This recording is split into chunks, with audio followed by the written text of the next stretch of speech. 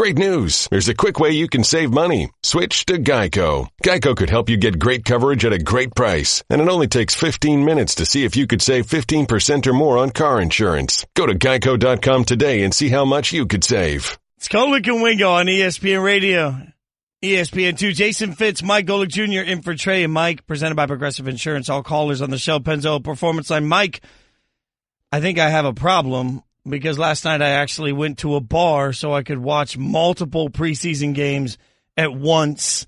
Is this normal? This is normal behavior, right? Like, I'm so thirsty for the NFL to return that I found myself in a bar last night, riveted, watching every single snap, trying to figure out what's going on with Sam Darnold, but I didn't want to miss the Patriots-Eagles game. Do I have a problem? Not as big a problem as I have, as I was sitting on my couch doing the same thing, yelling at my computer as Game Pass was struggling to get dialed up in time to see the start of both of the 7:30 game, or the 7:30 game, before both of the 8 o'clock games got going. So, no, you had a solution. I had a problem. Well, that is a fair point. You know, I just decided that I would celebrate the continual opening of football season. I don't know why I'm so hyped for it. I can't figure it out. But there is just this piece, especially, and we're going to get into the preseason games, what we saw last night.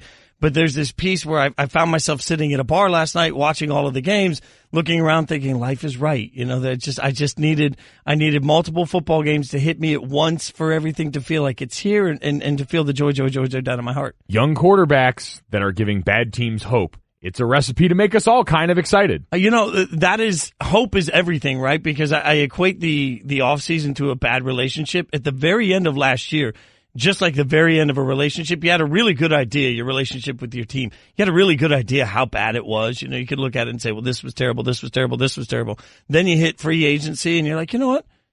Things are getting a little better, and then you hit the draft, and suddenly it's like, you know what? There were a few games last year that we were in, we could have won, especially if you're a bad team that drafts a quarterback. You find yourself 6 months later only remembering the good and thinking this is the year where it all turns around, and suddenly you're back in the relationship. Well, exactly. That was all the couples therapy, and now you're taking the things that you learned in couples therapy, and you're trying to put them into practice right now in the early going, and it's good, but then you end up over your in-laws' house, and then all of a sudden mid-season you're screaming in your significant other in a Denny's parking lot, and you're back where you started.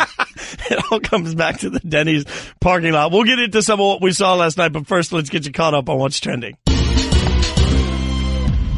The biggest story from yesterday was the Marlins-Braves kerfuffle. Well, we have a fallout from that as Marlins starting pitcher Jose Urena has been suspended for 6 games and fined an undisclosed amount for intentionally hitting Atlanta Braves rookie Ronald Acuna Jr. on Wednesday night. Braves first base coach Eric Young also suspended 1 game and fined an undisclosed amount for his role in the incident. Now, Acuna Jr. was back in the lineup for the Braves. He wore a protective guard, went 1 for 4 with a single to extend his hit streak to 9 games, but that was the good news there. Everything came back for him positive. There was no structural damage, anything like that, to that elbow that took the shot, and so he remains on the field. I know you were marveling at the Urena 6-game suspension that essentially gets you 1 start in the world of pitching, which we know is how these suspensions work in Major League Baseball, but it always makes them funny because we understand that's why they are structured that way. Yeah, it just feels like such a hot garbage way to explain it to everybody when you say, hey, it's a 6-game suspension. Well, it's really a 1-start suspension. So let's call it what it is. It's a 1-game suspension for him. It's 6 games for him to get that through. But frankly, 6-game suspension, depending on the way their schedule lays out, they could just sort of push back a start. So it's not the end of the world. It's not really some staggering punishment. I wanted 6 starts. You tell me he's out for 6 starts, that sends a message. I'm still fired up on this. Yeah, thing. Major League Baseball is not really concerned with what you want, and they're not really concerned with deterring this kind of behavior. Well, that is absolutely 100% true. And I understand it, as Twitter reminded me yesterday, that obviously I just don't get the show when it comes to baseball because most fans seem to be okay with it too. Mets fans had a weird day yesterday. The Mets have done something for the first time since 1894. 1894. The Mets and Phillies split a doubleheader yesterday. That's not the interesting part, though, Mike. It's the way they split it that's interesting. All right, so here we go. In the first game, New York won 24-4. Coupled with a 25-4 loss to the Nationals from earlier this season, the Mets are the first team to score 24 runs in a game and allow 24 runs in a game in the same season since 1984. That season... 1894. 1894, excuse me, it's fine. In 1894, 4 teams all did it in the same season. The Boston Beaneaters, the Chicago Colts, the Philadelphia Phillies, and the Pittsburgh Pirates. It was really sort of a letdown that the Pirates and the Phillies happen to have their same name. There's some old teams. Jesus. The Boston, you're so old that your contemporaries were once the Boston Beaneaters. I mean, I look at that as some level of respect. I was looking at it thinking, man, Phillies and Pirates, I love that. Love they got the same name since 1894. That's strong. That's branding. That gives you you have bad throwback night. Like, you just have old Pirates jerseys. The Boston Red Sox get to go Beaneater throwbacks if they want to. Hey, those are some gems. I know that feeling. Like, Raiders throwback jerseys are not much different than Raiders current jerseys. Every time I get those, I don't get a lot of throwback jersey love. Philly won the second game 9-6. That's one of those things that drives a fan base crazy when you win the first game of a doubleheader by, almost 3 touchdowns, and then you lose the second game of the doubleheader that way. It is classic Mets, though. We're going to talk about this because of the historical significance and not roast the Phillies the way we absolutely roasted the Mets. When they got 24 hung up on them, we spent the next day pointing and laughing at the Mets, and this is just proof that this has become the brand at this point. That's who they are. The Phillies aren't going to get the same bit of heat thrown their way, but you can be sure we're going to bring up that Mets loss like we just did. Well, I do love the little bit of history there. Anytime we can be quoting 1894, I feel like we feel very sophisticated today. I want a Beaneaters jersey. Oh, my God. That's what I want. This is just the beginning of a day full. Look, I can only tell you, if this morning's prep has been any indication, you are going to go on a bender of asking for 3 things for the course of the morning. I'm just saying, I think we're all Beaneaters around here. This looks like a set of Beaneaters. Does anyone know what the Beaneater jerseys actually look like? I hope I don't find out that being a Beaneater is somehow a bad thing. And I'm just on a kid that who likes note, beans. Oh my God. Just getting us away from that as fast as possible. Brent Snedeker opened the Wyndham Championship with the 10th round of 59 or better in PGA Tour history, becoming the 9th different player to do it. He becomes the 3rd player to shoot 59 or better that included a bogey, and the first player ever to break 60 when starting a round with the bogey, and we heard from him about that yesterday. Yeah, he was on Feinbaum. This is Brent. It wasn't a great start, not going to lie. The first hole was pretty ugly, and after that, I kind of settled down. I hit a couple good shots the next few holes and made a long putt on my 4th hole of the day for birdie, and that kind of got me going. And, kind of turned at 300 par. I was waiting for something good to happen on the front 9 and kind of got off to a great start, hitting it really close for about 4 or 5 holes in a row. And just, kind of built on that momentum, realizing days like this don't come along very often. So when things started going really, really, really well, I was like, I need to put my foot down on the gas and go as low as I possibly can and try to shoot something special.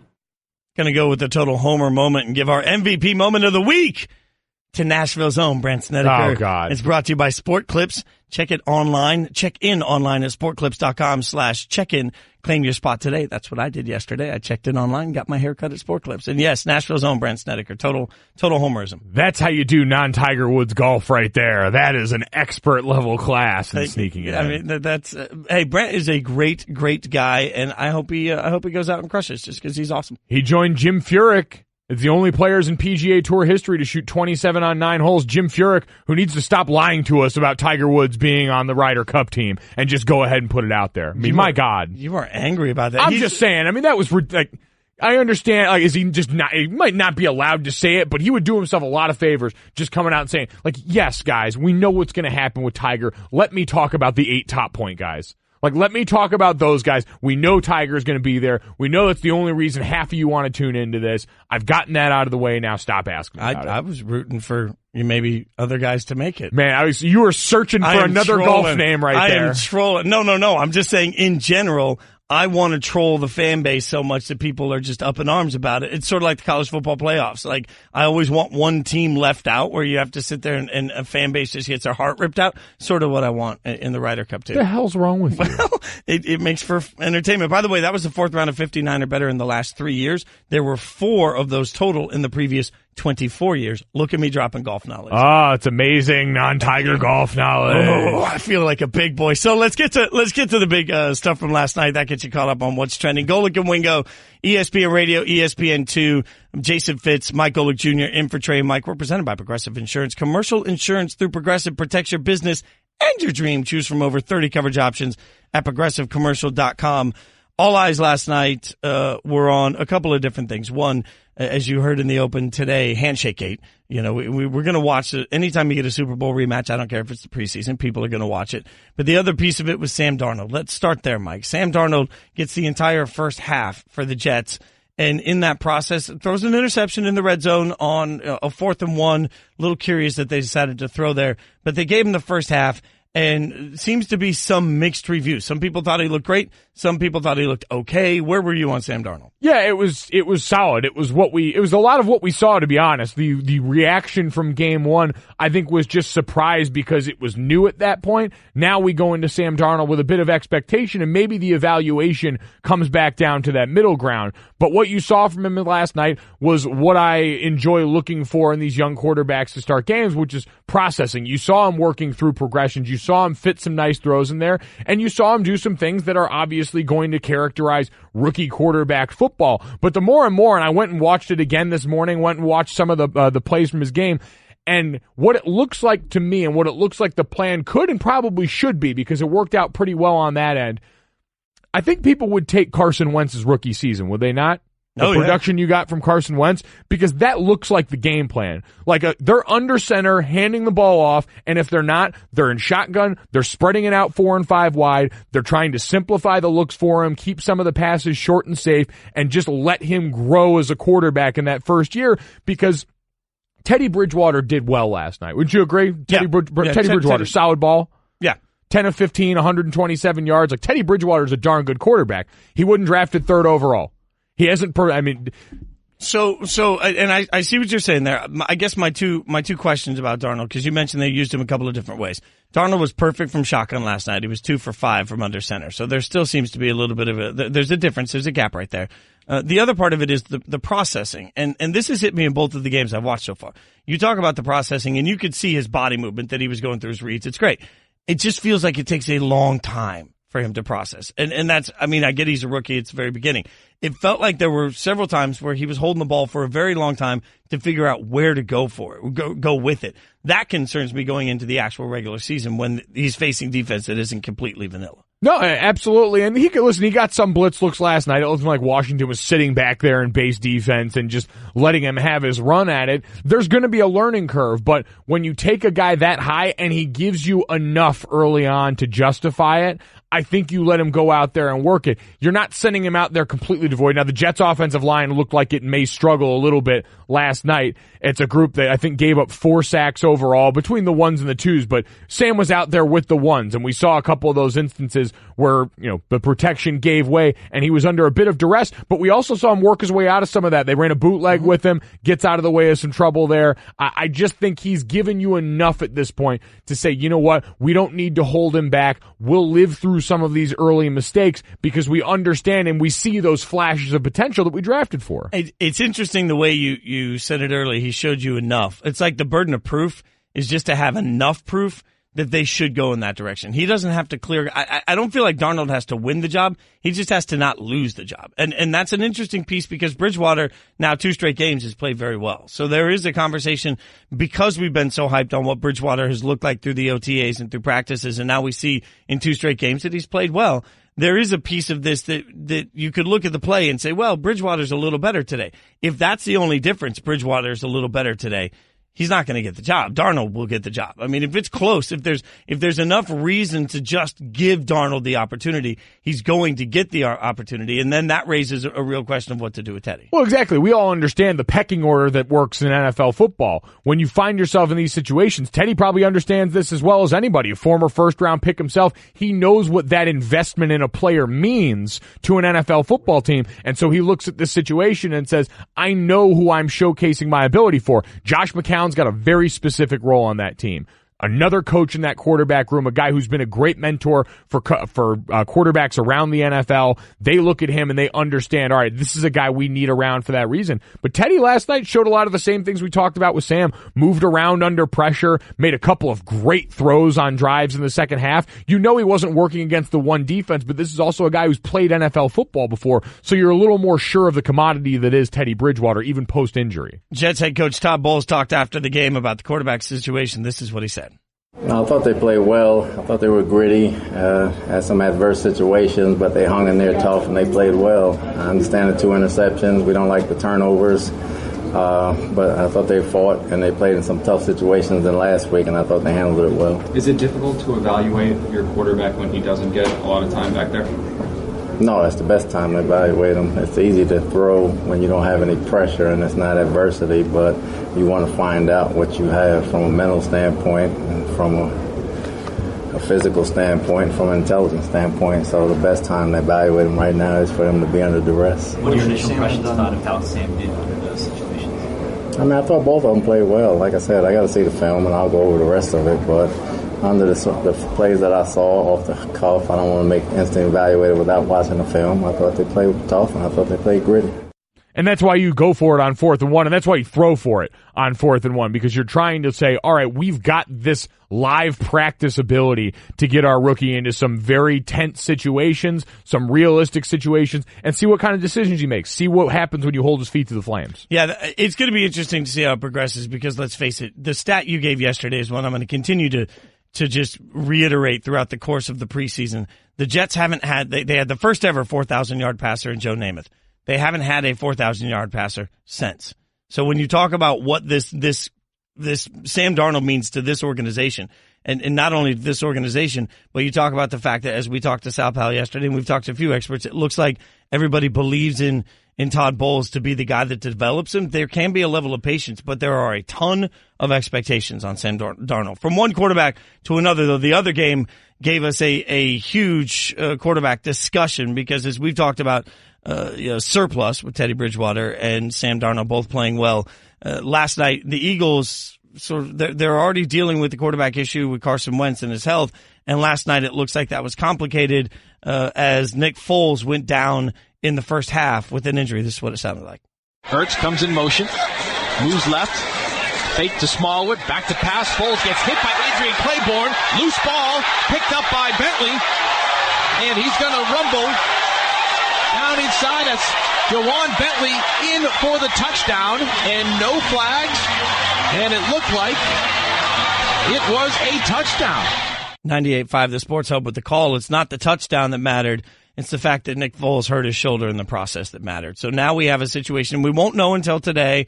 They're going to have to do some evaluation. He left the game. Nobody's really, we don't have any certain information at this point to what the injury looks like.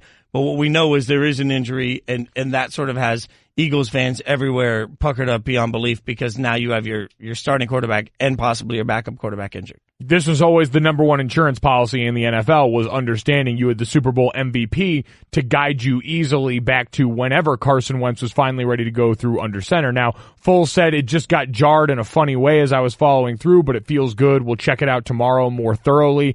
And this is going to be huge, because you see these things all the time when quarterbacks get hit mid-throw, and that's the danger of the blindside hit, is when you're mid-motion and all of that, it's sort of like getting in a car accident where you're not exactly braced for that impact all the time, and so how your body absorbs it in that moment, especially for a shoulder, something as unnatural as that throwing motion already, getting hit right in the middle of it always kind of scares the hell out of you, because you never know what kind of stress it's going to put in that spot. Nate Sudfeld turned out to have a good game. I want to give Nate a little credit, their third-string quarterback. Threw for 300 yards last night, but Louis Riddick was on with Neil Everett on SportsCenter afterwards talking about that possibility of Nate Sudfeld playing for the Eagles. If Foles is not ready for week one, is Sudfeld ready to be your starter 3 weeks from tonight? Well, of course not. Of course he's not ready. That's why you're hoping that Nick Foles is okay, and you're hoping that Carson Wentz's rehab continues to progress along at a pace where he can play much sooner rather than later. Look, this is the worst nightmare for a football team if you would have to, in this case, going to the regular season with someone who's totally unproven and someone who you don't know how they'll react whatsoever. Look, for every Kurt Warner that there is in terms of a Cinderella story, there's a whole bunch of them that can absolutely just submarine your season. I'm not saying that's the case here. As Nick Foles said himself, let's just wait and see what happens tomorrow. We've already seen the fact, when you jump to conclusions about a guy being okay, a lot of times 24 hours later you wind up finding out that it was something that was much more serious. You're just hoping in this case it is just a little bit of a shoulder strain and Nick's okay and they can continue on with the plan they've had in place all summer. That's going to be the hope, and we'll get some more information over the course of today. The worst case scenario for the Eagles is that they're dealing with an injury that affects the regular season anyway. It should be noted they open against the Falcons in what will be a tough game. They also have the Colts and Titans and Vikings in the first 5 weeks. So even with the Buccaneers teams in there without Jameis Winston, they've got some games that could be difficult in the early portion. It's going to be interesting if it, once we find out information, what it is, if it keeps him out for any amount of time, if it keeps him out for an amount of time that affects that transition with Carson Wentz, if they have to look seriously at signing somebody else. Like, I watched it last night just because the games were on together, and I was like, is Teddy Bridgewater a guy that, depending how this shakes out, is in play for this team? Do they have to pursue someone like that? And clearly, like Lewis said, Nate Sudfeld, that's a little harder of a gulp if you really think you've got to trot him out there in the best interest of your longtime hopeful starter in Carson Wentz. Yeah, such a difficult position to be in if they're in the quarterback market in any way. It's difficult to be in that market when you know that your starter at some point is going to come back. So you got to get somebody in that can get you through some time, and that's really all you're asking for. And if you were to know, like, if Foles was in a position where he was going to be out for a little time and not a long time, there's so many things you have to potentially measure. The Eagles will hopefully get some clear answers to that today when they find out the extent, if any, of what happened to Nick Foles last night. Support for the Golic and Wingo Show podcast comes from our friends at Rocket Mortgage by Quicken Loans. Let's talk about buying homes for a minute. Because of rising interest rates, there's a lot of unpredictability when it comes to buying a home these days. It's causing a whole lot of anxiety with folks. Well, our friends at Quicken Loans are doing something about it. They're calling it the power buying process, and here's how it works. Quicken Loans will verify your income, assets, and credit in less than 24 hours to give you a verified approval. This gives you the strength of a cash buyer.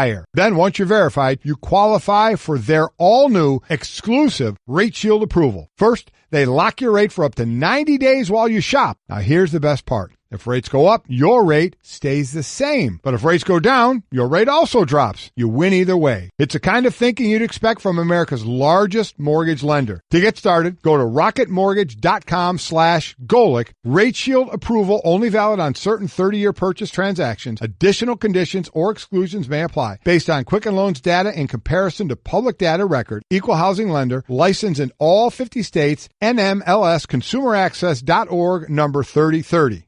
To give batters a different look, pitchers throw a changeup. Your idea of a different look is sunglasses. That's true. But La Quinta Inns and Suites is really taking the different look thing to a new level. Definitely a major league makeover, starting with a bolder, brighter lobby full of comfortable spaces to let you settle in. Or chill out in front of a big flat screen like Wingo would. Oh, you know it. It's a changing La Quinta look to help you get in the zone and look sharp when you hit that big meeting. Prepare to win at business with La Quinta Inns and Suites. Book now at LQ.com.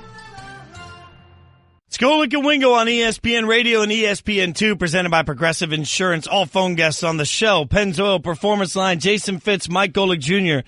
in for Trey and Mike. And Junior, you said it earlier so well, that there's this hope that comes when you have a quarterback. And it's not just a young quarterback. It's just a quarterback. When you feel like your franchise has an answer at the quarterback position, you feel suddenly stable as a football fan. It doesn't matter wins, losses. That does matter eventually. But in the beginning, just some level of we have an answer behind center is stability. And one that is young. I mean, young helps in a certain sense because we've seen what successful teams have had. Quarterbacks on rookie contracts. And so when you couple that with the idea that maybe your team's set for the next decade at the hardest position to replace in football, kind of a big deal. Well, Jason Witten, we were talking earlier, and we'll get to some of what happened in the other preseason game, but Jason Witten last night had plenty to say about Sam Darnold and the Jets. This is what Witten said. I think he just continued to improve. You know, Jeremy Bates and Todd Bowles said this is another opportunity for them to evaluate him. Look, he didn't have any flashy plays. They're going to make the highlights or put it on SportsCenter, but I thought he did a good job just reading the defense, taking what they're giving him, just dinking and dunking. And then, you know, the one play on fourth down, he tried to squeeze it in there, and it was an interception. But, I mean, 8 of 11. I mean, he didn't get a lot of action. They didn't really push the ball down the field, but that's one of the things. That's actually a good day's work, even though we all want to look at the highlights and see the stats. But I thought Teddy came in and did a really good job as well. But Darnold just continues to improve. And I said it early during our game. You know, if he keeps trending in this direction, it's going to be hard for the Jets coaching staff to keep him off the field.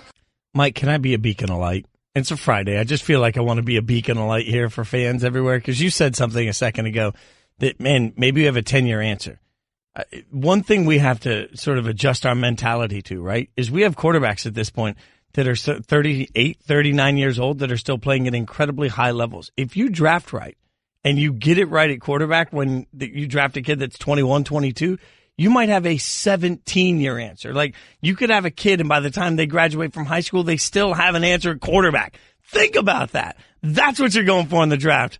Man, do not do that to Jets fans. They've suffered enough, man. Like, now you're going too far, and you want to convince. Mean it's a general mentality. I mean, I go back to as a Raiders fan, when Derek Carr gets drafted, and you said when he starts to play well, the reason everybody gets hyped for it is because you're looking at it saying, "Oh my God, we could have a quarterback answer for the next decade." No, nay. Now you could have the quarterback answer for the next 15 years. And how you feeling about that investment so far? Like, I'm just saying, it can be a rocky road with these young quarterbacks. You can't take anything for granted with these guys. It's a Friday morning. I'm trying to make everybody feel good going into work, and you are trying to steal my joy. You know, part of the reason I'm excited is because of this. We're going to get to some Straight Talk, brought to you by Straight Talk Wireless. Best phones, best networks, no contracts. Jets fans can be excited because, you know, even in another preseason game all the way across the country, we have a quarterback that's at the other end of the spectrum doing things like this. Williams to the left side of Rodgers on this 3rd down and 5 call. Snap Rodgers. Good protection initially. Pump fakes. Now throws middle. End zone. Touchdown Jimmy Graham. And he spikes the football and makes a Lambeau leap to the south end zone stands. WTMJ with the call. See, you got Aaron Rodgers out there. You got Aaron Rodgers out there throwing to Jimmy Graham. Touchdowns by old guys. That is hope.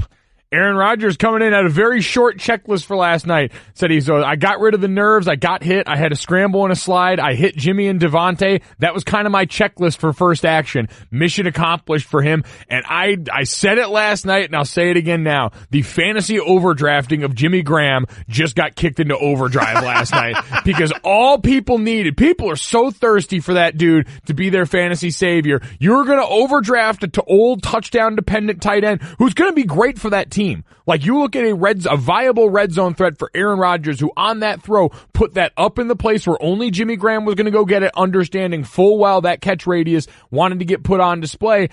That was exactly what Aaron Rodgers and Packers fans needed, because it's a reminder of what you have. You have probably the best quarterback in football. Jimmy Graham did have 10 touchdowns last year. Why are you hating on Jimmy Graham? It's great. He's touchdown dependent. That's who he's going to be at this point. He's not going to get a ton of targets, not going to do much between the 20s, but when you get in the red zone, yeah, he'll flash every once in a while for you. That's going to be great. Every once in a while. 10 touchdowns. Come on. Listen, that's fine. Go for it. Have at it. Be my guest. Join the fantasy leagues I'm in. The Packers put up 51 points. I love how you just divided me to that. I'm just getting everyone off the scent so I can draft him. Mm-hmm. The Packers put up 51 in a preseason game. They put up 51 on the Steelers last night. They win 51-34.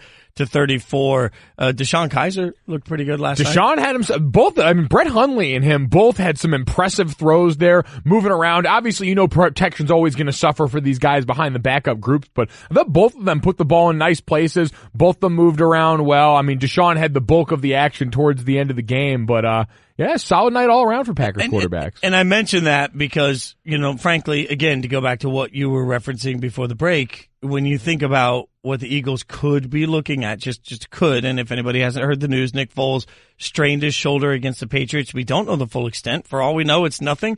He's back week 1. He's back next week. We don't know yet. But there is at least a side eye on what quarterbacks are there if the Eagles need somebody, because they're in a difficult situation. It's a different situation than we're used to when you're thinking, okay, I have to replace my backup, knowing full well that my backup may be my starter for the first 3 months of the season. So you need somebody that can actually step up, elevate, be a starter, win you some games, but then also might then needs to be able to like just walk off. And needs to be someone that financially makes sense for you. That's why it'll be interesting how hard of a look that the Teddy Bridgewaters and the RG3s of the world could get in a situation like that. But certainly the Packers quarterbacks making their case for someone's roster, and that's what most of this is about last night. You mentioned the Jimmy Graham Lambeau leap, too. Wasn't the best one last night. Juju Smith-Schuster continues to be one of my favorite NFL players. Gets in the zone early in the game, gets into the Lambeau leap action. This guy is a master troll and the millennial god of wide receivers. That is spectacular. Big fan. Talking about contracts, it should be noted, whenever we have a conversation about who can be signed and who can afford who, when you think about specifically the Rodgers situation, Adam Schefter reporting that they are, this is the quote, creeping along. Aaron Rodgers and Packers are, in words of a source, quote, creeping along towards a deal. This is such a weird situation because ultimately he's Aaron Rodgers, and so he's going to get whatever he wants, but there has to be some limit if you're the Packers, right? So the faster they get this done, the better for the Packers in that sense in my mind. But realistically, if you're Aaron Rodgers, every single one of these Jimmy G contracts, you're like, okay, that's a feather in my cap. You talked about his checklist last night. His checklist on getting paid is, mediocre quarterback, tons of money. Perfect. Mediocre quarterback, tons of money. Perfect. I would like to go to the bank now. And you've heard him reference that along the way in the last couple of years as he's seen these contracts doled out. He understands what he's worth. He's not going to be the Tom Brady hometown discount. Tom Brady, I heard the other day on the Will Cain show, is like the 21st or 22nd highest paid quarterback in the NFL. That ain't going to be Aaron Rodgers. That's not going to happen because he understands you guys have been having me on a discount. Since that last contract, he became a bargain for that team really quick, and they have not maximized that window going out and spending and putting things around him. So one incentive is there for him to be the good soldier in this one and take less so they can go out and add more weapons. You had your chance, now pay me. Especially from somebody that has spoken very strongly of late to the next collective bargaining agreement. It will be interesting to see if Aaron Rodgers comes out and decides he wants to do something that's mind-changing, that sort of changes the spectrum of how all contracts are judged. Because if there's a guy that has the power to do it, it's definitely Aaron Rodgers. Hey guys, take notes. School is starting up and it's time for the Sport Clips Haircuts Head of the Class giveaway. You could win awesome prizes like a Razor Blade laptop, mouse, keyboard, and more. Just in time for classes, homework, and the fun in between. Did you get all that? Register for your chance to win at sportclips.com/back-to-school and go straight to the head of the class with an MVP experience. So check it online today. Sport Clips, it's your hair's year. No purchase necessary. 50 USDC age 18 plus. Ends 8/24/18. Jalen Ramsey. You're going to have to earn it with Jalen. Love Jalen Ramsey. I have to say that Jalen Ramsey has a point. I think Eli is much closer to the end. Highly unlikely that Josh Allen will be good. He said Ben Roethlisberger is decent at best. I wonder how Tom Coughlin feels about all this stuff that he's saying in GQ magazine. I kind of see a little bit of what Jalen's saying on this one. I mean, let's get this out the way right now. We're going to get the people a show. Sports Center, brought to you by Straight Talk Wireless. When a player doesn't like a contract, they hold out, right? With Straight Talk Wireless, you never have to because there is no contract. They use the same exact 4G LTE towers as the big carriers, but for a lot less. Straight Talk Wireless, only at Walmart. Refer to terms and conditions of service at straighttalk.com. These are the moments in time I am glad that this is mainly a radio show and that we are only subjecting the television audience to your god-awful Soldier Boy. I have sweet, sweet dance moves. I don't care what you say. Golic and Wingo on ESPN Radio and ESPN2. Jason Fitz, Mike Golic Jr. in for Trey and Mike. True story, when the band Perry, when we used to tour, and they would... You toured with Soldier Boy. No. But when we did band intros, I'm not that guy that wants to walk out and be like, oh, look at, like, that's just not my personality. So they're like, you can do whatever you want. What do you want to do? So I would just, like, bust a move in front of as many people as possible, and I can't dance. So, like, the number of times I tried the worm once in front of, like, 40,000 people, landed flat on my face. I don't care. Good. You know what? None of this is all that surprising. The least surprising thing was that you can't dance. Well, that is a fair point. So I got nothing. Gotta say, go. You're searching for a clever segue from your bad dance move. I got nothing. Just on to the next topic, I got Jason. nothing. So Notre Dame is nothing sacred anymore. I mean, Notre Dame, we expect a certain look from Notre Dame, but now we find out that the Notre Dame Shamrock Series uniforms were revealed for their game that they'll play this year in Yankee Stadium on November 17th against Syracuse. And Mike, as a former Notre Dame player, I am curious what you think of new threads for the Irish. So every year Notre Dame started this tradition. It actually started while I was in school, called the Shamrock Series, where we would play an off-site game against a team on our schedule. This year it happens to be Syracuse. They're playing that game, like you mentioned, at the new Yankee Stadium. Fun fact, was part of the first football team to play the first football game in the new Yankee Stadium. The tradition of doing that, Notre Dame and Army have actually played at Yankee Stadium over the course of history many times. And so it was a part of that, was a part of the Shamrock Series uniforms, and they're really leaning into the Yankees theme this year. A lot of pinstripes involved in these, and I gotta say, I've been staring at these, I've been watching the internet roast us for the last 24 hours, I've been trying to figure it out. Man, these are hot. Like, I wasn't sure how I felt at first about the pinstripe pants, but the more and more I look, seeing it on there's a difference of seeing it on the mannequin and seeing the way it's gonna wear on a body, as opposed to these pictures on the internet where they give the jerseys Sam Bradford sleeves and they're all loose and nasty looking. Like, you put it on the jersey and all of a sudden you're like, man, two iconic brands, Notre Dame, the Yankees, championships, greatness, pinstripes, and a helmet that I am going to beat down our equipment manager's door for. I mean, I'm just going to say, like, I expected it to be terrible the way the internet was reacting, and then I looked, it's a blue matte helmet with a circle in the middle with pinstripes and the Notre Dame logo. The helmet's fire. Yeah. Like, the helmet is amazing. They should just keep the helmet. Get rid of the gold. It's tired. Get something new. And people freak out when you insinuate anything about taking the gold away, but it's one game a year. Like, understand it from the player's perspective. We talk about this a lot in college football, the way you've got to appeal to a new generation of kids. You just saw Oregon came out with those jerseys that have the numbers large enough for our parents to all finally read on a screen, which is really nice. They don't have to hold their anytime you hand my dad a phone, he holds his head back like a foot and looks at the screen all like messed up. You're doing this to appease a different audience, and with this, a place as steeped in tradition as Notre Dame, we're all so used to wearing blue and gold, and we love it. We love it.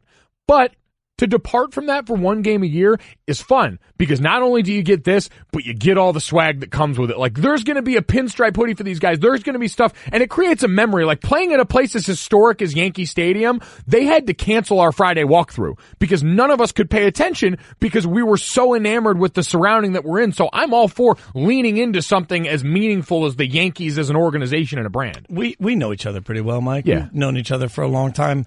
I'm going to call you out. Yeah, go ahead and say it. I don't think there's going to be all this merch. I think what there's going to be is you're creating demand for certain merch that you would like sent to you. I mean, the amount of product placement that's just happened there, where you're like, there's going to be a hoodie. You're blatantly shilling for free stuff. I mean, you know, if there's a pinstripe hoodie that happens to make its way into my office here in Bristol, or my address, which I can give you off air, I wouldn't be upset with those things. If I could get a hold of this helmet, it would look great displayed on this table here leading up to the game. Okay, so if I said, you know what, Mike, Notre Dame will send you 5 boxes of everything you can imagine. Oh, yeah. All Shamrock Series. Oh, but it's great stuff. Under Armour, too. Quality product. In order for this to happen, yeah, you will have to give your address out on air. Now we're talking. What's the level of interest in that? All right, you guys want me to start with the zip code, the street address? I mean, which part of this do you want? Let's make it happen. I mean, this Stanzik, I don't know how we make this happen, but this is my new dream. This is all I can hope for. Yeah, you just want my address so you can come over because you know I've been thwarting your efforts to be my friend for a while now. That is a fair point. I will say, again, I love the helmet, and unlike most people, I actually really dig the pants. I think the pinstripe pants thing looks really cool. The jersey itself is my least favorite portion of it. Oh, see, I completely disagree. You get Notre Dame written in the traditional Yankees script, that font there. The pants took the longest for me to come around on, but the more and more, again, I encourage you to look at it on the mannequin, the way it's going to wear on a human body.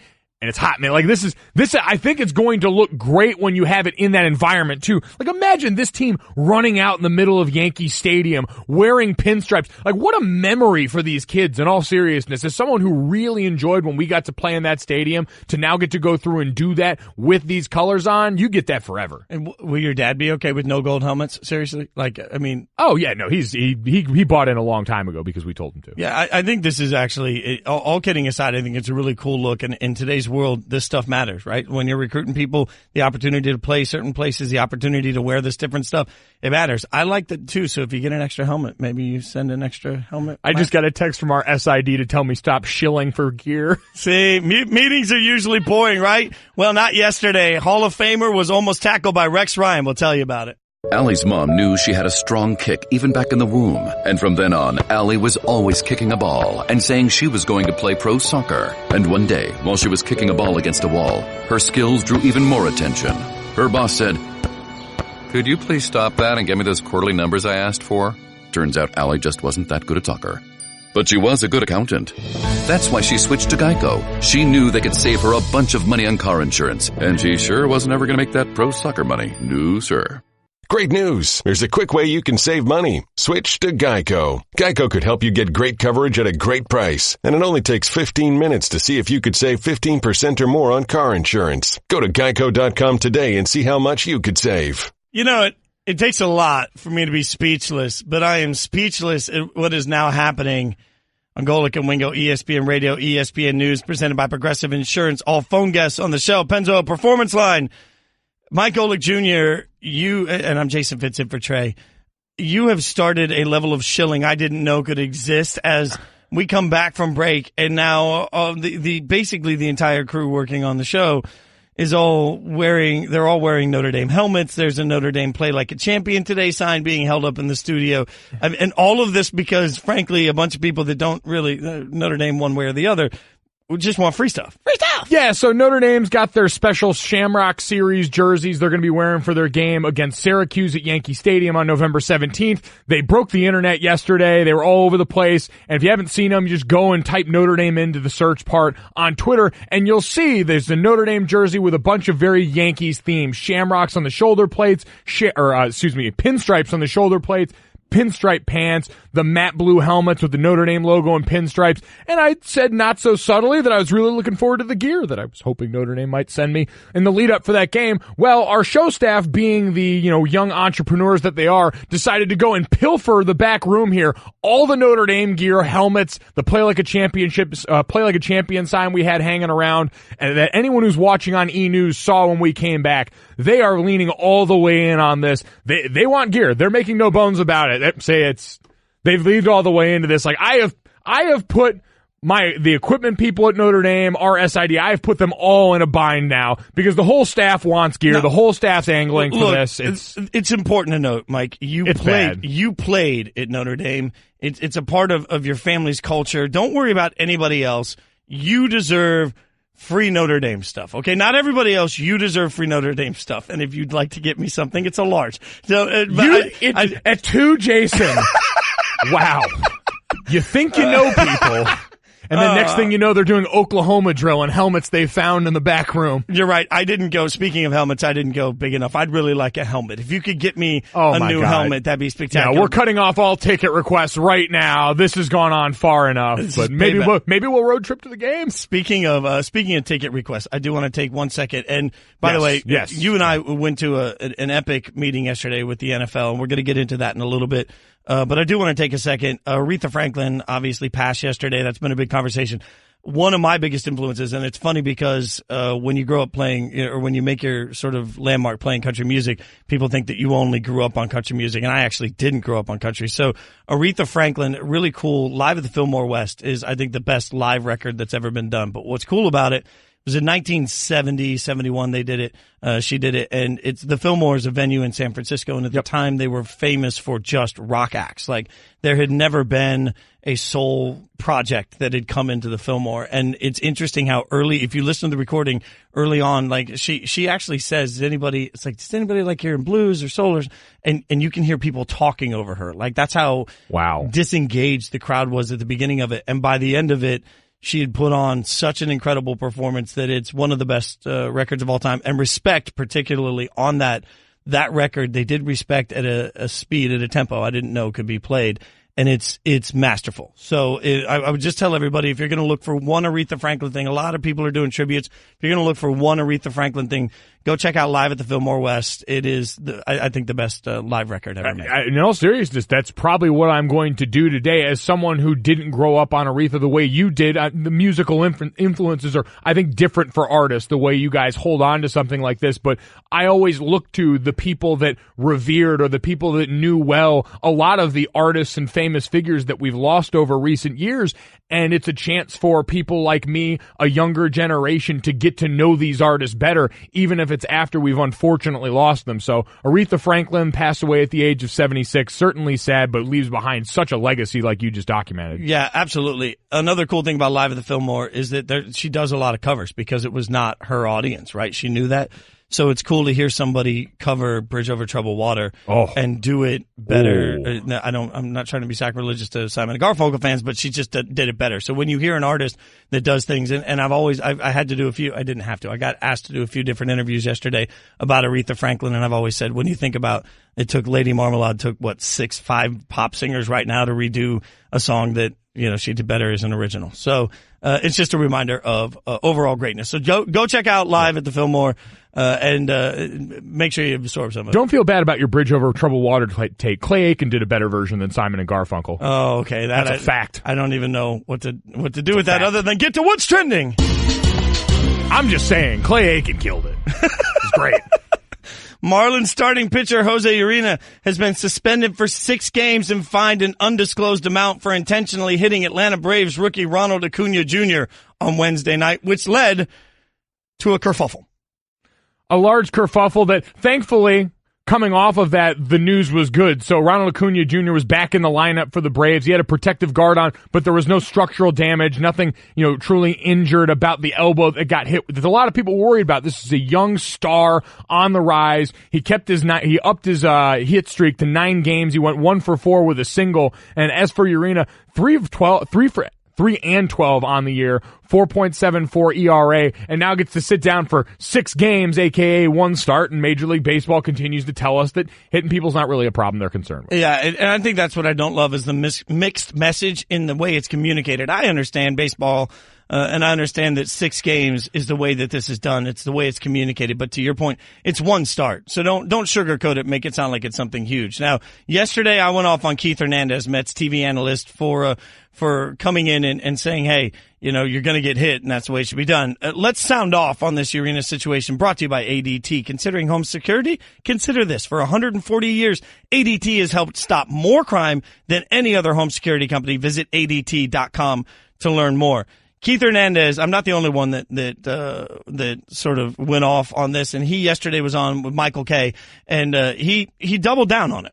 I don't really feel that I said anything wrong. I feel firmly about what I said. I know that you were very vehement about how it doesn't belong in the game. Okay, fine. I know the game has changed a little bit. I didn't think the pitch was that bad when I saw it. I mean, I draw the line, and I made it perfectly clear in the broadcast. I draw the line on head hunting, anything from the neck up, or a pitcher that throws at someone with the intent to hurt. And I just looked at the pitch, and it started out on the inside corner and ran in and was waist high. Whether he did it on purpose or not, only Iranian knows. The home run streak he's on and what he did to the Marlins the first 3 games, I'm from a different generation. I know that if I had been in his shoes and on that kind of a streak, I tell you what, after my second home run going into a 3rd game, I would be up to the plate very, very my first at bat. Keith Hernandez yesterday on the Michael Kay Show, sort of doubling down on it. And I get it. Look, a lot of people didn't like my opinion yesterday, and it hasn't changed. I mean, you guys can yell all day long.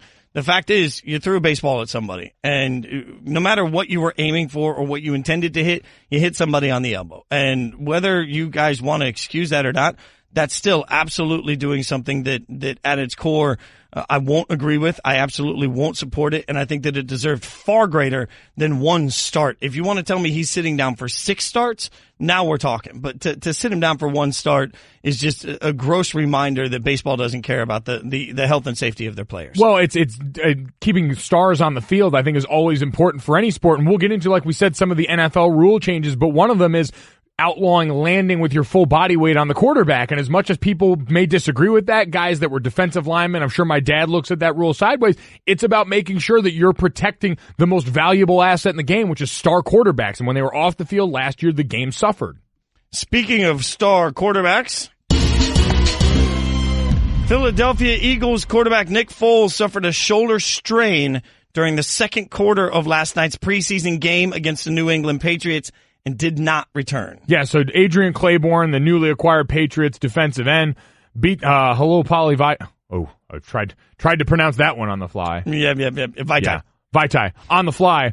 And got home and caught Nick Foles, and this is the one you hate to see. Quarterback in mid-throwing motion, getting hit on that throwing arm, pulled up, said he strained it. They're going to wait and find out what the results are today. But obviously, the news they get today is going to dramatically affect what the Eagles' plan of attack is heading into this season, because it affects the timeline with your starting quarterback in Carson Wentz, what you're able to do there, and really the beginning of a season where you're trying to repeat as Super Bowl champs. This is the worst-case scenario for the Eagles, largely because it's still unknown when Carson Wentz will be there. And, what did we hear yesterday? That stats show that your best chance of re-injury, your worst opportunity really for the quarterback's sake, when you have the repair to the knee that Wentz has, is between 9 and 12 months. He's about to hit 9 months. So in a beautiful scenario, if there's any caution at all, they want to be able to give him up to 3 months extra healing time. If that's the case, they have to have Nick Foles. That's why Nick Foles is where he is, and that's why everybody felt great about the Eagles. If there's a problem, and this is a huge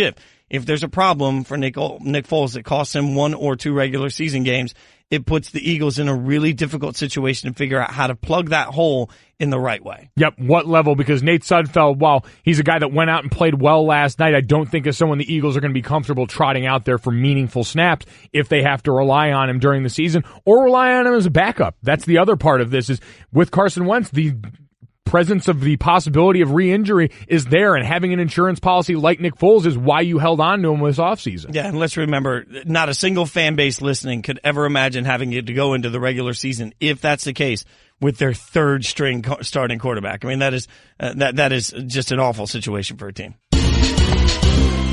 We end on a more positive note with what's trending. We're only 10 days away. Halloween candy's already in the stores, thank God, and honestly feels like a miracle that it's waited this long to some. But alas, Dunkin' Donuts pumpkin-flavored coffee right around the corner. They announced that the fall beverage will be available no later than Monday, August 27th. A lot of people in their pumpkin spice feelings at this point. We have to have the conversation every year. You gather your kids around in the den, you sit them all down, and you say, listen, don't let people pumpkin spice shame you, all right? If it's a flavor that you so enjoy. Now, does it run rampant through our society a bit? Yes. I think I saw pumpkin spice flavored hand soap, which I bought the other day. You can never have too much to be ready for the season. But the point is, if it's a flavor that you enjoy, if it's something that you like the taste of, like the smell of, whatever you want, go out and get it. Can we you and I share one coffee quirk. You and I both like iced coffee year-round. Yeah. I mean, you are a cold brew. I am cheap, so I'm an iced coffee guy. So cold brew, iced coffee year-round. Doesn't matter. In Connecticut, trudge through the snow, walk up to the Starbucks. Oh, yeah. You get the iced coffee. They don't just make iced coffee seasonal. They figured out that there are people that like it year-round, and it's not hurting anybody to keep it around year-round. Just give us pumpkin spice year-round. What happened? Like, there are times when you're just sitting there saying, Christmas in July has become a thing. Like, what if I want pumpkin spice in May? Jason, first off, you can get pumpkin spice in May if you really want to try. Second off, let me introduce you to a little thing called supply and demand. Now, I have a feeling if there was a year-round demand at a level that made it financially successful for Dunkin' Donuts to introduce this pumpkin spice flavor into the environment, they'd probably be doing it. I have to imagine there's some research that says, you know what, when you get that crisp bite of fall near in the air, nay, when college football is just around the corner, because that's really when fall starts. The first true college football weekend is when fall starts. The pumpkin spice can be flowing, because I'll surely be going and buying it. I just think that we're in a world where absolutely you need pumpkin spice year round. Give me my pumpkin spice lattes year round. And then while we're at it, can we just address the fact that Starbucks only gives me sugar-free peppermint during Christmas time? Like, they give you peppermint year round, but they only give you sugar-free peppermint during Christmas. I'm not a fan of that. I need sugar-free year round. Like, if I want a peppermint drink in the middle of June, why can't I get it?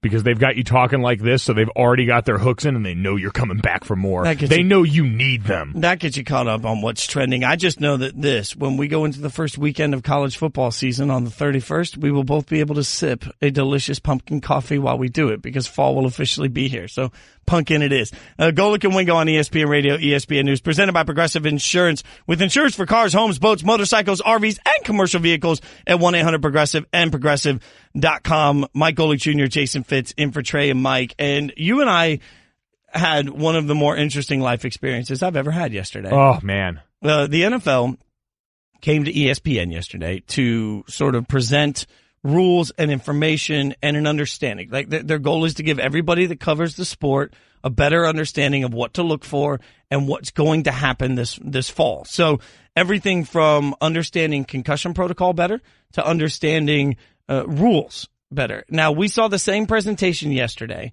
that teams saw over the course of the year regarding the new helmet rule. And this is interesting because the news that came out when teams started to see it is that teams were very confused. You and I sat in a room yesterday full of Hall of Famers, Hall of Fame former front office people, former coaches, recent coaches, and we watched a room full of epic lifetime football talent that was confused by the rules. So we watched a room, I think, that was more frustrated than anything else because we also have a room full of predominantly defensive backs and coaches and guys on the side of the ball that are going to be affected by this. That presentation yesterday, like we said, we were very fortunate. It's the same presentation that's going around the league right now. We saw a lot of clips. We saw a lot of the explanations. And I have to be honest, first off, there's the meeting and then there's what came out of the meeting because we still have the highlight to get to of this meeting. And it's a life experience and a visual that I will take with me until my dying day.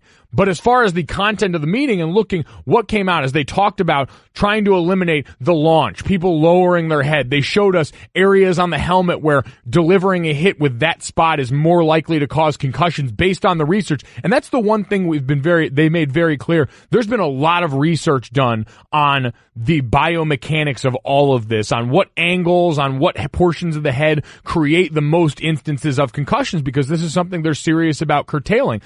But when we saw what we saw yesterday about them trying to eliminate guys ducking their head, launching, and then I turned on that Jets game last night, you cannot do what the NFL is looking for better than some of those Jet safeties did last night to start that game. There were instances of open field tackling, exactly what we're looking for here, where it's a safety coming screaming downhill, trying to make a stop, and those Jets players were heads-up tackling in the way that I'm sure the league is going to highlight, and that's the one thing I'd say is highlight the good plays. Those are ones you want to put on the reel because those looked exactly like what we were described to yesterday as the hits that they are trying to encourage. I think there was a real open admission yesterday, too, that it's a process, right? I mean, one of the things that we have to remember, you've talked so much about, is they miss holding all the time.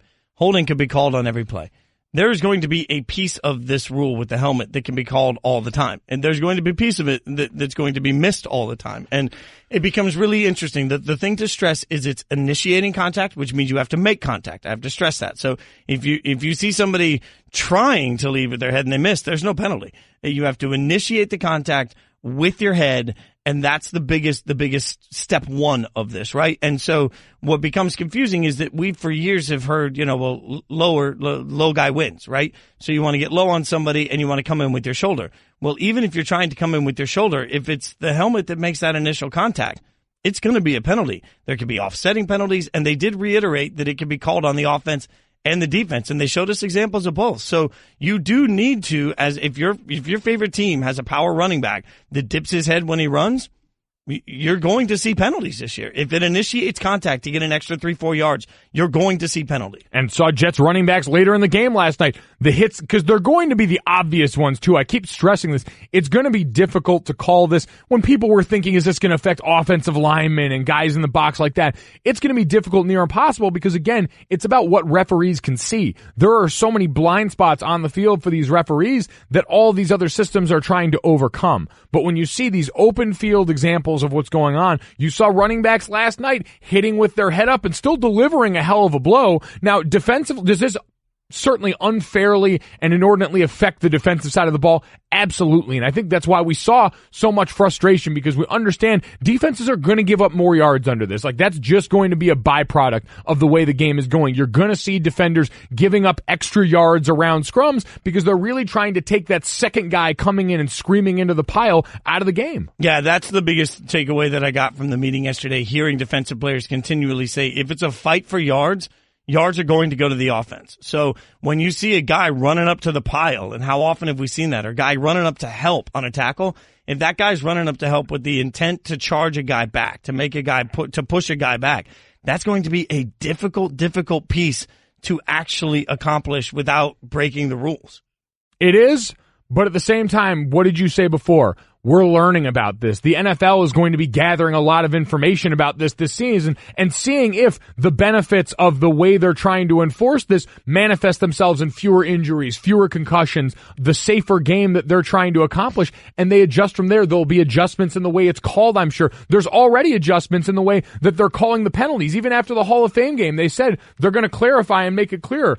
When it's the helmet rule, it's going to be a personal foul, lowering the helmet to initiate contact, as opposed to the defenseless receiver, personal foul, unnecessary roughness against a defenseless receiver. So there's all of these ways that they're already adjusting to make it clearer to the audience, the players, everyone involved. This is when it's happening. This is what we're trying to avoid. I guess, too, what in the process of watching clips, because one of the things they did yesterday was show us a lot of different clips. In the process of watching clips, if there's any piece of advice I can give everybody, is slow your roll when you want to react. Like, take a second when you see it called and try to figure out why they called it. Because the catch rule is a great example of when and the catch rule we watch clips on too, it's something they've worked hard to clarify. But when you see the play called, instead of just reacting and saying this is trash or they're ruining football and blah, blah, blah, blah, blah, watch the replay. Try and figure it out. Because as we watched more and more plays, while it didn't make sense and while there wasn't necessarily a way to get around it, you could look at it and say, okay, that's going to be a penalty. I don't know how he was supposed to do it, but by rule, that was going to be a penalty. Get an understanding. People aren't going to like it, but we just had this whole conversation about what's going on with Major League Baseball and you having this disagreement about this part of the game still being in there and how it's an affront to player safety. Well, the NFL looked at this part of player safety and said, we want to help try and lessen these instances of injury, lessen these instances of head injury. We can't get mad when all of a sudden they're trying something. It may not be perfect right now, but you're seeing effort towards an area of the game that's become increasingly under focus over recent years. And that is not going to change. No matter what anybody thinks of the rule, you might as well just start getting used to it, because they're not going to step back and not make safety the biggest priority. That we definitely learned. No, that. And there's going to be frustration along the way, and I'm not begrudging anyone who feels it. I understand defensive players can and will be frustrated with this, and I totally get it. It way, way, way more affects them than it does the offensive side of the ball. Support for the Golic and Wingo Show podcast comes from our friends at Rocket Mortgage by Quicken Loans. Let's talk about buying homes for a minute. Because of rising interest rates, there's a lot of unpredictability when it comes to buying a home these days. It's causing a whole lot of anxiety with folks. Well, our friends at Quicken Loans are doing something about it. They're calling it the power buying process, and here's how it works. Quicken Loans will verify your income, assets, and credit in less than 24 hours to give you a verified approval. This gives you the strength of a cash buyer.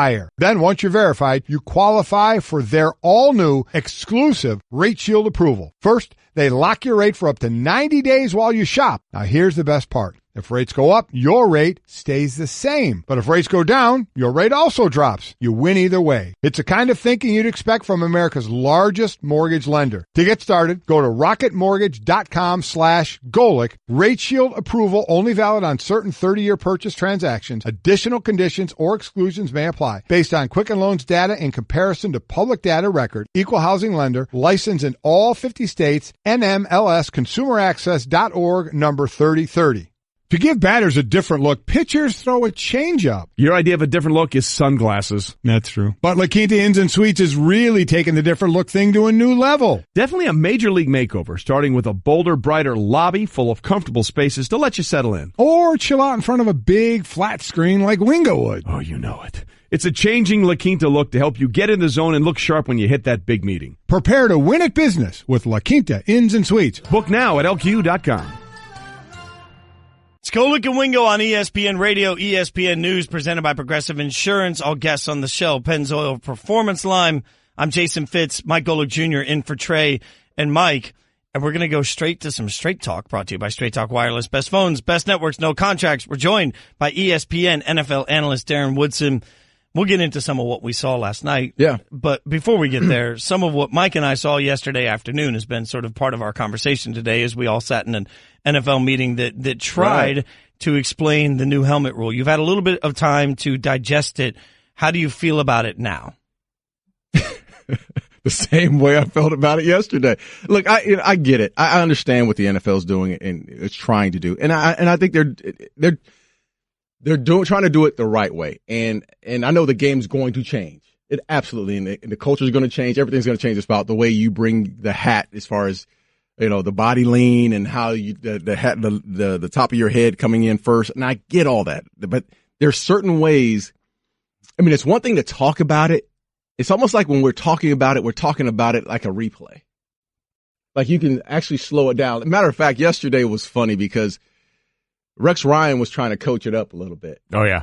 And he had Bill Polian. As we remember, Bill Polian was supposed to be the dummy that he was going to wrap up and hit. Like he was basically trying to show us how he would try to coach his team to hit guys.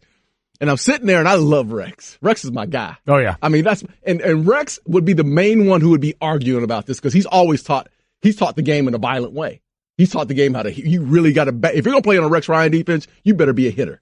That's the way Rex has always taught it. So he's getting up there and trying to justify how he would, show guys how to tackle. And he has Bill Polian as the guy he's using as the example. That image will live in my brain for the rest of my life. Yesterday, we saw Rex Ryan demonstrate tackling technique on Hall of Famer Bill Polian in the middle of a meeting here. And we've got Darren, Ryan Clark, Charles Woodson, all these former defensive backs too. I mean, it's a room with a lot of guys that were, I say understandably, because I look at this, Darren, and I say, the people that are going to be affected by this disproportionately are defensive players. Absolutely. And definitely linebackers and DBs, because you're the ones coming up, the second, third guy into the pile, making a lot of the hits that they're trying to pull out of the game. Exactly. And it's your job. Listen, the problem with the defensive player is this, especially a safety, because you're the last line of defense. You play with fear. You play a fear of, I have to make this tackle. I have to get this guy on the ground, because if I don't, if they score or if I whiff, I become the GOAT. I become the guy that when we get to the sideline, the coaches cuss out. I'm the guy that gets cut because I don't make that play. So I've always had that mentality as a football player, and I still talk to guys, Swearinger and guys in the league who say the same thing. Look, it's by any means necessary that I need to get you on the ground, because if I don't, I lose my job. And point blank. So I understand what they're trying to do, but when it's so fast and it's happening the way it's happening on the football field, where guys are running 4.5s and 4.3s out there, you can't just, okay, here's a split second. I'm going to make sure I move my helmet to this angle and make sure I take this target angle. You just don't think that way. You think about getting the guy on the ground and making a play and move on to the huddle. And I think that's the one thing that gets forgotten in all of this, and it's a great point that I need to be reminded of sometimes, is if you don't have coaches and organizations that are looking at this through that lens, and guys are still being judged on, all right, the bottom line is production. Like the amount of times you hear that in the course of your football life, the bottom line is production. If you don't get to a point where coaches and organizations are cognizant of how this is affecting that, you're going to get guys that are going to lose their job, especially, I mean, the guys on the back end of the roster, the guys that are trying to hang on for dear life, they're put in a position that's almost unwinnable if everyone's not on that page. But I get it. I thought yesterday's conversation was great.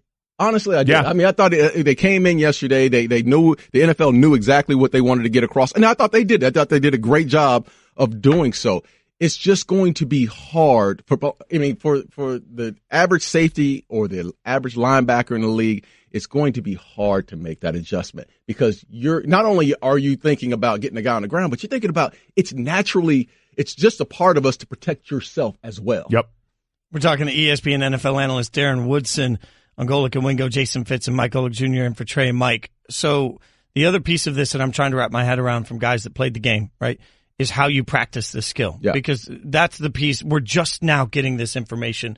And now that we know the teams are just now getting the information, how realistic is it that you can switch your instincts with the limited number of padded practices they have, with the way practices are run? And that's the problem. That's the problem. The limited amount of padded practice that you have to actually practice that drill. And half the time you're practicing those drills and you're in shorts. Yep. And you're in walkthroughs. And you're going basically with how we did it yesterday with Rex and Bill Poley. You just there's no moving target. It's not a real assessment. So you can try and teach it, but it's just going to have to be. Listen, I think the game's going to change. The safety position as we know it, the linebacker position, or the safety position at the same time. And my phone's ringing. I was going to say no. It's okay. Listen, it's the curtain. It's probably Trey calling me. Oh yeah, that sounds about right. But it's going to be hard for that situation because think about the safety position, like the Swearingers. I was thinking about Swearinger yesterday. I know he's had a ton of penalties across the board in years past, but the day of the big safety that's just the thumper, those days are over with. Yeah, they're done. It's over. So what's going to be more cornerbacks are going to be transitioning to the safety position because that big safety that's going to hit you is a liability. He's a 15-yard penalty waiting to happen all the time. So you're going to have to that game. It's going to change that the strong safety position as a whole. Cam Chancellor doesn't have a chance if he ever came back to play. Doesn't have a chance.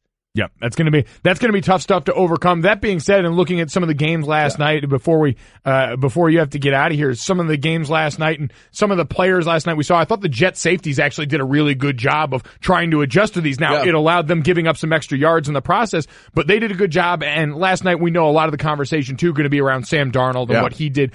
What were your impressions of the young quarterback, his second chance, his first start in a preseason game? I like what I see in Sam Darnold. And I know he had his struggles yesterday through the interception and traffic yesterday. And that was a mistake that he probably should have threw the ball away or tried to go get it with his legs. So one or the other. But at the same time, the kid goes 8 for 11.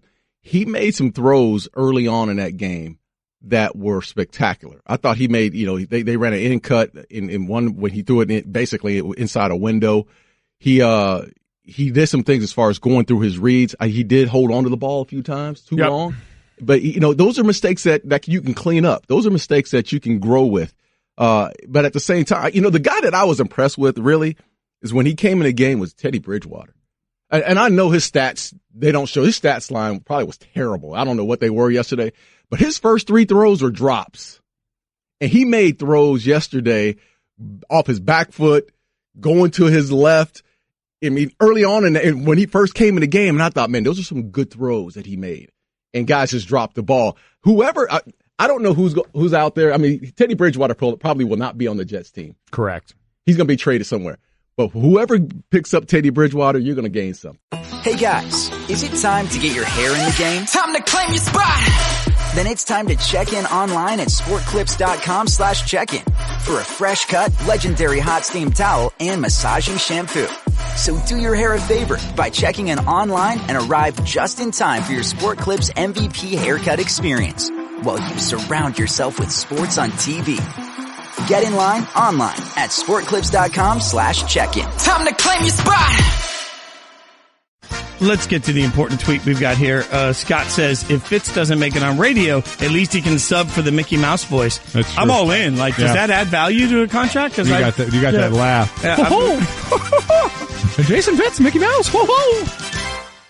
Well, that was something. SportsCenter brought to you by Discover Card. Become a new card member and Discover Card will match all the cash back you've earned dollar for dollar at the end of your first year. Learn more at discover.com/match. Limitations apply.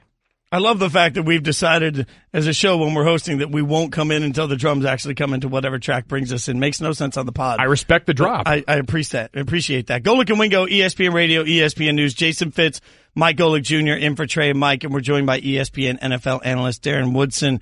You were talking just a second ago about the way Teddy Bridgewater looked. Yeah. And this becomes a really interesting question because there's complications now in Philadelphia. We don't know, and I have to say this clearly so everybody hears it. We don't know the extent of Nick Foles' shoulder injury. We just know that he strained his shoulder last night. We'll find out more information, we would presume, today. But it puts the Eagles in a really weird situation if he's going to miss, let's say, 6 or 8 weeks or a short portion of the season because they already have a starting quarterback. Do you think a team like that would be in the market for Teddy Bridgewater? Absolutely. Yes. I would say yes. Now, could they afford him? Because there might be a little price tag that goes along with that. So, a guy like RG3 who may be on the market, like we talked about earlier, he may be a guy that could come in and just add depth to the position. But can he win you games right now? I mean, RG3? Look, I think the team that you have around you, I mean, you'd have to limit some of the playbook because, anybody that comes in is going to have to learn the playbook. I mean, it's going to be a whole new vocab coming in. So they're going to have, in terminology, they're going to have to figure that out. But, we still have to wait to see what happened, what the situation is with Nick Foles. I think that's going to have to play itself out. But through all of this, they're probably, if Nick Foles is out for a time stint, maybe 4 weeks, 5 weeks, they're going to have to bring someone in just for depth reasons because you're not going to accelerate the process of Carson Wentz. You can't. You got to when he's ready to go, if that's week 1 or week 2 or week 3, when he's physically ready to go and you've determined that and you're confident of that, then you put him in. But I just don't think that it should accelerate that process of bringing Carson Wentz back in. And I think that's another part of a variable of who you're bringing in is what the timetable that you realistically have set up that only Philadelphia really knows right now, because we can all talk about this as a 9 to 12 month injury, but everything you hear out of them seems so full of praise for how far along he is in that process there. And that's the guy that you need to come back and play at a high level for you. That's the guy that wants to come back. That's the guy who sat on the sideline during the Super Bowl last year and was biting his tongue and lip the whole time because he wants to play. And there's got to be some of that burns in him right now to say, I was on a Super Bowl team last year, but I wasn't the starting quarterback of that in that game. So I'm trying to get back as fast as I possibly can. And this guy's the face of your franchise. This is the guy that you have to take care of, man. You got to do whatever it is to maximize the fact of he's my guy moving forward for the next 10, 12 years. I got to protect him. So speaking of guys that want to play, Dez wants to play. Yeah. He's in Cleveland. He has some conversations with the Browns. I think the quote is that they've got some things, they've got to work some things out. Dez, in your mind, a good fit for the Browns? Yes, but you're going to have to get Dez on the same page. I thought, if Dez is going to make a decision to come in, I felt like it should have been early on, like maybe in the mini camps or, in June, July, because now he's going to have to digest the playbook. If you're expecting Dez to come in and be the savior and be the guy that has fully digested the playbook and can run every route in the Cleveland and Hugh Jackson system, that's not going to happen overnight. That's going to be a process. I think Dez is a guy that can help you in the plus 20, go up and get it. And people keep on saying, he's not a 50-50 guy. If you put the ball where he needs it, he's a 50-50 guy still. So I think he could add something to the Cleveland Browns. He could add something to the Green Bay Packers and Aaron Rodgers, who can throw that back shoulder fade and throw that, make some pass throws that he can go get. But there's some teams out there. I think Cleveland will be a good fit, but you have to understand what you're getting in Dez. He's a lightning rod when he comes in. And I guess that's where I want to go next, because you mentioned Aaron Rodgers and the Green Bay Packers, where there's really no question about who runs the show in Green Bay. Absolutely. And everyone gets in line for a player of the caliber of Aaron Rodgers. In Cleveland, you're in transition right now. Tyrod's going to be the guy. Hugh Jackson keeps going on that, but we know eventually this becomes Baker Mayfield's team. How much do you worry about Dez Bryant, the personality that you've seen up close and personal in Dallas, going into that receiver room, that offensive room? Because you're talking about LeBron, you're talking about Landry, who's going to be in that room, who's a lightning rod, who's a huge personality. Mayfield's going to be a personality at the same time. You got certain players that you're going to have to deal with personality wise. I don't. There's two sides of this. I still think Dez has a lot more in him. Just in watching him, what burns inside of him, he wants to compete at every level. Sometimes it gets to the point with Dez where you understand that he wants to compete, but there's little things that he has to do. There's the little adjustments that he has to be. He has to be better in the locker room. He's got to be better at being there on time. He's got to be better as far as taking care of his body. And I know he wants to play every week and he wants to fight through things on his own, but there's a medical staff there for a reason. Do the little things that it takes to be a pro. And that's the question, because I know he wants to compete. I know he has a lot more left, but he still has to do the little things to get there, to be that great competitor that he's always been. ESPN NFL analyst Darren Woodson in studio with us. Is that an adjustment that you have to make as a veteran player too, is adjusting to a lot of those things? Yeah, it is. I think so. It took me a while to figure out, I had to watch guys like Daryl Johnston, Moose. I got to figure out, I had to figure out how to be a professional by watching guys like that. And Dez is no different. And Dez is going to a new situation. So here it is. He's been in Dallas all these years, and the culture in Dallas has been one way. Now he's going to move on to another team. Let's say it's the Green Bay Packers. Let's say it's the Cleveland Browns. Now he's going to have to make those adjustments because he's not back in Dallas. His home is not in Cleveland.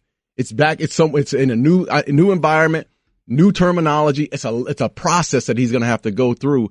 And that's going to be the big question for him. Can he make those adjustments? The big question for me is the next time there's a tackling demonstration at an ESPN NFL event, you, me. We're going? Yeah. Absolutely. I can't wait. I want it live, though. Oh, yeah. Take him to the ground. And you can be a moving target as well. I'll take that fine. Oh, so I'll take that That's fine. good. I can run. And then, you know what? All for content. I think we've now got the way we should kick off the NFL season. You know what? This is the way it needs to go. We can get Jeff Saturday in there to snap the ball to Bill Polian. Bill Polian can throw a pass over the middle to Jason Fitz, and that's when Darren Woodson comes and lights him up. I want you to have a cup of your pumpkin latte in your hand when that's perfect. Mike, you can stand in front on the offensive line and it'll feel just like your time in the NFL. He'll just beat you right around the corner and then it'll be perfect. It's Golic and Wingo. Coming up next, the Mets have done something for the first time since 1894. 1894. Plus, we're going to ask a former Jets quarterback about Sam Darnold. That's all coming up next. Golic and Wingo. Computer, execute 12.4p operation. Optimizing algorithm. Running encryption packet alpha. Night. Oh, I don't feel so good. What is it, computer? Is it hot in here? It feels hot in here.